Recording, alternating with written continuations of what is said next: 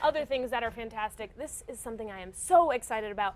Kit Williamson is an award-winning filmmaker, actor, and digital strategist. He can currently be seen playing Ed Gifford on the last 2 seasons of AMC's Mad Men. Take a look. What have you got? We have 3 very different angles. If you dip the audio in the wide shot and Mark Anthony is just, mouthing the lend me your ears part, you hear the announcer say one of these things. 1, are you ready for the sound for the ages? 2, Koss knows that good sound is timeless. Or, ladies and gentlemen, this is not your old-fashioned sound. What's the next one? The next one or the second one? You said you had 3. Those were 3. Didn't I read all of them? Those are 3 different versions of the same idea. She's ready for you. Have a seat. No, don't. What's wrong with them? The strategy is clear seal stops blemishes that keep you from having fun. That means no one should be having fun.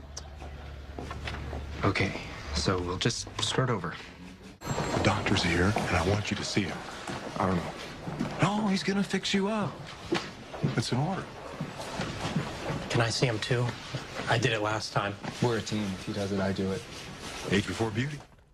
Oh my gosh. And joining us now to talk more about his career and his current project is Kit Williamson himself. Okay, I'm a huge Mad Men fan because I went to school for advertising, ended up doing this. Wow. Okay, so tell us a little bit about your role. You're the funny guy.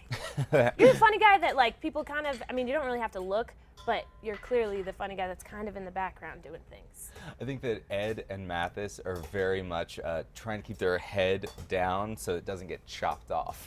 They're really doing their best to keep their jobs in a really fast-paced, intense environment, which is something I can relate to, having gone to crowdfunding in the last few years. Okay. It's definitely a dog-eat-dog sort of world, but if you know the right steps, you can be prepared and succeed. All right. So you started in theater, right? That's right. I started out in talk radio. It was my okay. first job. Talk radio by Eric Bogosian, my junior year of college. It was the Broadway revival with Liev Schreiber. Okay. And then there was some point in your career where you were like, okay, I don't want to do this anymore, but you didn't give up. It's true. You know, it's really challenging to make a sustained career in any industry, but especially in acting.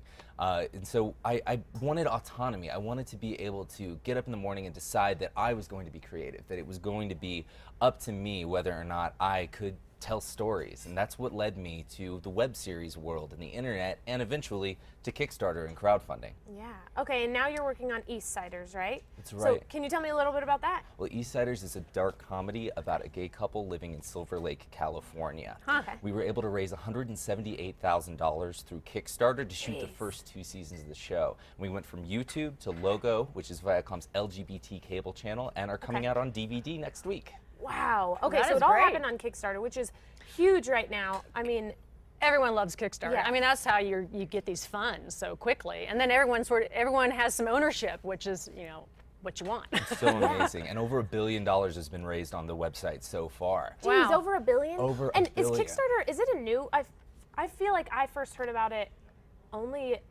a year ago? It's a little bit older than that, but Okay. I feel like in the last 2 years, Okay. it's really taken the entertainment industry by storm, which has led a lot of people to discover other ways that they can use it, from small businesses to taco trucks. People are funding missionary trips. Yeah. People are funding pretty much whatever you can think of, even potato salad.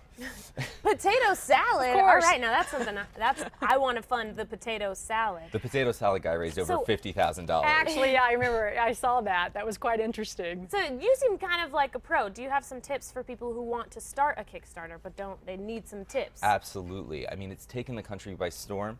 In New Mexico alone, there are nearly 1,000 projects right now. Oh. And I'm noticing not know things this. like the Ale Republic, which is a beer bar where you can vote for the beers that they carry. Okay. And also the Retro newspaper, which is like a bi-weekly, old-timey newspaper. And the death of print media, I think something like that's really cool. But it's important to understand that over half of all projects will actually fail. It's just Okay. a statistical truth. But don't give up. But don't give up. You can avoid the 3 deadly mistakes that will kill your Kickstarter campaign. Okay, what are they? The first Write them deadly down. mistake, Get your pens. number 1, is not having a plan. You wouldn't go into any other business without a business plan, so why would you go into your crowdfunding campaign without a strategy for every single day of your campaign? Yeah. The second deadly mistake that will kill your Kickstarter campaign is not having a hook. You know, what makes your project special or unique? How are you going to stand out from the rest of the projects in the same category?